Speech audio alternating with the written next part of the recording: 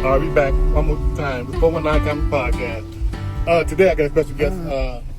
Met this brother last year sometime. Make some noise for Chris Hopkins. What's going on, my brother? Oh man, great to be back in Toledo, man. Love the Glass City. 419, stand up. Yeah. I've been following your ass on social media. I be strolling, right? Oh, and man. you brother, you been somewhere everywhere, doing shows everywhere.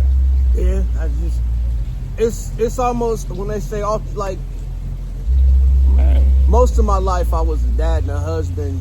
I lost my wife to cancer. Kids got older, and I dabbled in music. And then I started comedy on a dare, and then it just took off. And then it's like a lot of people, they'll be in situations where like they might get an offer, but like, man, can you come here and do this show? And be like, I got to go to work in the morning. And then I looked up, and it was like, shit, I ain't gotta go. Yeah. And then it got to the point where I call it escaping the cubicle. Like you be in them office jobs, and you'll be there forever. People put their whole life in there, and it'll be people saying, oh, what do you make an hour and all this, and they'll try to act like they better than somebody else, but then they after taxes and all the 401k that you don't never see and insurance, you making less than somebody that's a dishwasher that's living their life. That's what I'm talking about. All that's not important, because the bottom line is, even if you make $30 an hour, which I used to make, your lifestyle changed, and you still living check to check if you ain't manage your money right. You're right, yeah. So and working for somebody else on somebody else's schedule. Yeah. So I just figured out, I was like, shit, if I want to go here and there, and then if I was really trying to do it, it helps going, all these different places, because, you can't be no surfer in Nebraska. You know what I'm saying? You got to go where the water at. You're right. Yep. But then, as far as comedy material, work in different regions might not work over there. You know what I'm saying? You said you started comedy on the dare, and that sort of reminded me of how I started. I was telling somebody, I'm funny. Yeah, I do comedy, which was a total lie. 2 weeks later, he was a boxing promoter. He had me in the boxing ring doing the show. That's getting paid, first time ever, a crowd of 300. I was trash, but I did what I had to do. That's the Godfather. That's an offer you can't refuse. It's like, you don't give me $300 to talk. That's real skill right there, because there's a lot of people that have been in comedy doing 10 years and ain't got $300 total. So you jumped in the game getting paid on a booked event that people was paying attention to. So that's jumping in the deep end. That's not no kiddie pool with no flippers and the floaters. So you gotta commit. And that's too, it's a lot of times people will get in it and they don't have, like you said, you already have music. You was already Johnny Westside before you start doing this. And it takes something. It's not just, you might write down the joke and might tell somebody sitting, but when you get on stage and the lights is on and everybody looking at you, it's a whole nother animal. And some people got it and some people don't. And a lot of times, if you got it, you'll figure it out up there. It's a different ball game. It's So how long have you been doing comedy? This year, 9 years. 9 years. Okay, started March 2017, so 9 years. Do you even remember your first time, or how you felt, the feeling of your first experience? I do. I remember it was the day before my birthday in JJ's Bohemia in Chattanooga. I remember going up on a dare, and I had some stuff wrote. Yeah, I remember vividly. Okay. And it reminded me, because I did music before too, and it was like, oh, I ain't even got to remember my lyrics. I ain't got to hit no. I just get up here and talk. Tell your story. Yeah. I mean, no matter how good, bad, or otherwise was, just getting used to it. So, it's almost cheating in a way, because I think one of the things when people get into comedy and they're confident in their material and they can write jokes, but they don't have a stage presence. And that's the thing. It's a whole nother animal, getting on stage and being able to have the confidence to go through with your delivery, to be able to read a crowd and to stay on point while the show is going on. Where something might hit, something might not hit, and still to be able to continue with your set. And I think that's where a lot of comics, they'll get their material down, but it takes years to really get the stage presence and being used to being on stage now. Learn to read the crowd. Yeah. Because you may be on some material that's not working, but you got a whole storyline you're trying to finish, and you got to change up. If the crowd ain't feeling you, change it up. Or do something to get a laugh. Don't have somebody waiting 3 to 5 minutes for a punchline. And it's like if you taking your kids on a drive, you can't wait 3 hours for them to pee. You got to get them some snacks. You got to make them laugh on the way to the punchline. If you just sitting there telling the story, that's a TED talk. Ain't nobody coming for that. All right. Now the audience want to know, the kinfolk want to know, during your 9 years of comedy, honestly, be straightforward. Have you ever stolen a joke or rearranged a joke, like I like to say? Okay, so technically, I've never stolen a joke from a comic, but my on again, off again ex is funnier than me, and she'll say shit that I turn into material and shit that my kids have done. So I'm not stealing no. Out your personal life, though. Yeah, but I mean, it's shit that like. She said that shit when I said I was dating a white girl because she left me because I was a bigger white girl than she was. She said my spirit animal is Taylor Swift. That bitch really said that shit. Fuck her for that. She be hurt. Get you a mean bitch. Your mean bitch will be shit. That's how you become great. Yeah. So yeah, I've stolen from others, but nah.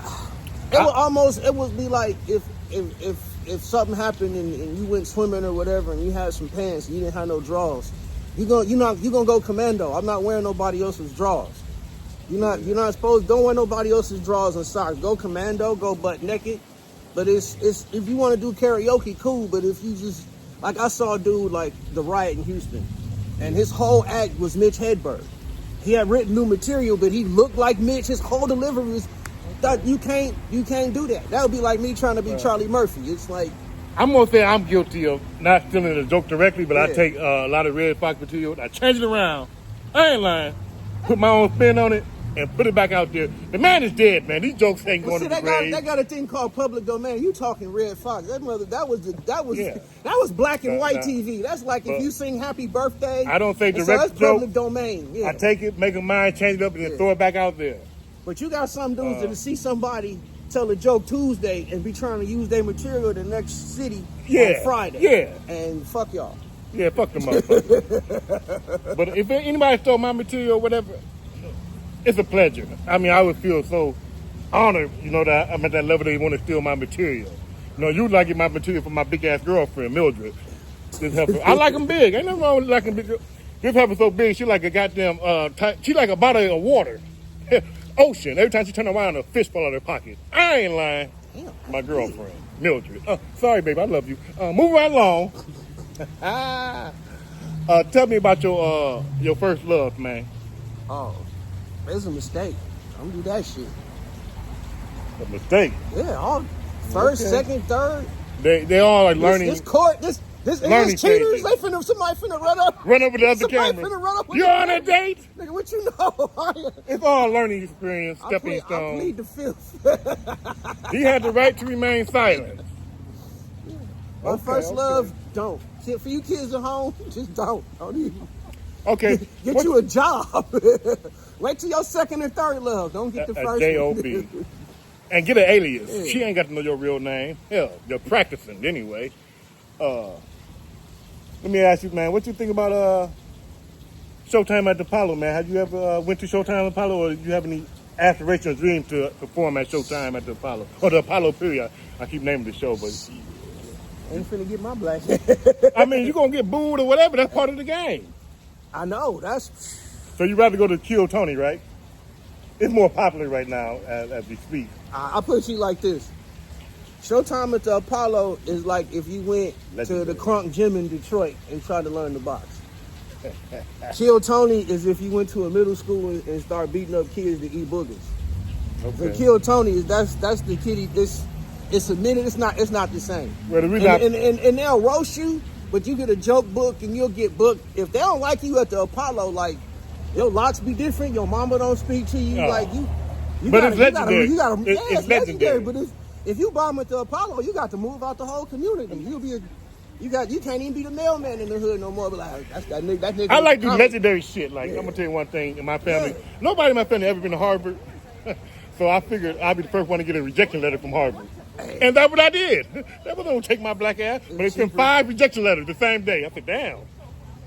You can go to Harvard. I ain't go to school that bitch. I went up there. I'm the first person in my family to get rejected by Harvard. Went up there and sold them one of them Ohio 8s for and then they sent a warrant. 2.8 grams. I ain't lying. With the police. Yeah, I went to Harvard. I left after I dropped off some dope. Okay. Man, a little drive up to Harvard. Shit, I've been to Northwestern. I've been to Ohio State a few times. Been to Michigan. Shit.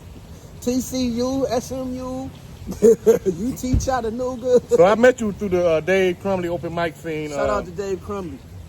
What's up, Dave? You been in the Crumley Cup competition, no? I'm gonna be in my first one May 15th. Okay, coming up. I seen that he putting them back to back. Back to back. What's wrong with Dave, man? Give us some breathing room. He be working. Man, he got another one coming up already. Yeah, 2. You got an early show and a late show. So how you feel about Dave Mike open mic scenery? Do you like the open mics he put on? I think that for him to be able to do that in a market the size of Toledo is amazing, really. To have, and it's not even their book shows, because there's a lot of cities where they have open mics and it's just show up, go up, and you got people scrambling and elbowing for a notepad. And then you got people who should with no audience too. You got people who run the crowd.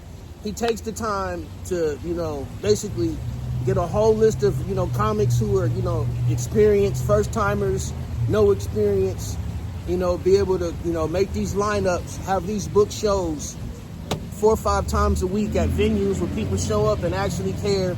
The venues are comedy dedicated, so I think it's a real good resource if you're close. And you're a new comic or you want to get some work in, it's a great place to get some work in. Holla at Dave. Yeah. Hey, before we get up out of here on this 419 podcast, comedy podcast, is there any question, Chris, you want to ask me? What's your favorite place to eat in Toledo? Well, to be honest, I like to always cook my own food. My favorite restaurant don't exist anymore. What was that? It was Famous Dave. The barbecue spot. Man, okay, they shut it down, but I still get the text alert from the one in California. But yeah, they shut down Famous Days, man. I tell y'all what not to eat. I went to a place called Ideal Hot Dog. Oh my God, dog. In Toledo? Yeah. Don't go there. Yeah, I seen a cockroach with a whole KKK with a cockroach in a white suit.